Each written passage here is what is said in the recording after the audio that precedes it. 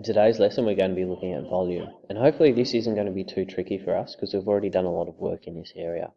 So volume for a start is basically, if we think about a container or a cup, it's how much fits inside that cup. So in this example here with our picture, we've got this particular shape and it's what would fit inside it. And it could be anything really, it could be any shape, so you could think of it as a water tank or a Coke can, a drink bottle, anything, alright? And the way we find the volume of the shape is that we take the area of the base, so you can see that's shaded here, all of this area here, and we multiply it by the height. So this one first off is a pretty easy example. Volume equals area times height. The area of the base is 40 centimeters squared, and our height is equal to 8 centimeters. So simply substituting those values into the formula, we end up with 320 centimeters, and this time it's not going to be squared, it's going to be cubed because we're talking about volume. So that's a pretty easy one for us to start with.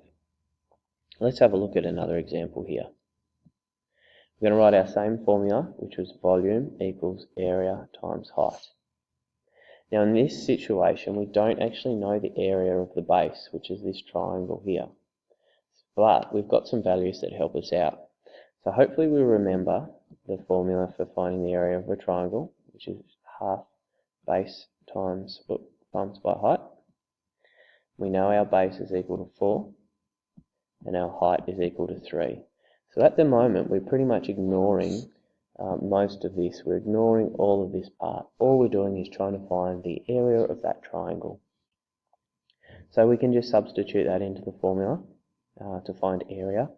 Or our other method would be to chuck it straight into the, put this in where this is. So I'm going to solve it two ways here. So the first way is I'm just going to find the area independent of everything else. So the area equals half times by the base, which was 4, times by the height, which is 3. So a half times by 12, so the area equals 6 centimeters squared. So now that I know the area, I can pretty much go back and do the exact same thing that we've just done here. And I'll do this off to the side. So volume equals area by height. We know that our area is equal to 6, and our height is equal to 8. So, and we probably should put our units in there, sorry. So I'll just write that out. So 6 centimeters squared, 8 centimeters. So we just pop those straight in. We've got 6 times by 8. And then, okay, so just finishing that off, 6 8s are 48. And we're going to go with centimeters cubed. Now just another way we could set this out, we know we could use the formula of volume equals area by height, and because we've got a triangle, this time what we're going to do is just rework this and substitute our area formula we know to find the area of a triangle in. So what we're going to have is volume equals area, so we're going to replace area with half base times height times by height, which is h. So now we've got just an important note here that the height of these two h's are actually different, because the first h here, h1, is referring to the height of the triangle, and this h, we'll just put a 2 there, is referring to the height of the triangular prism.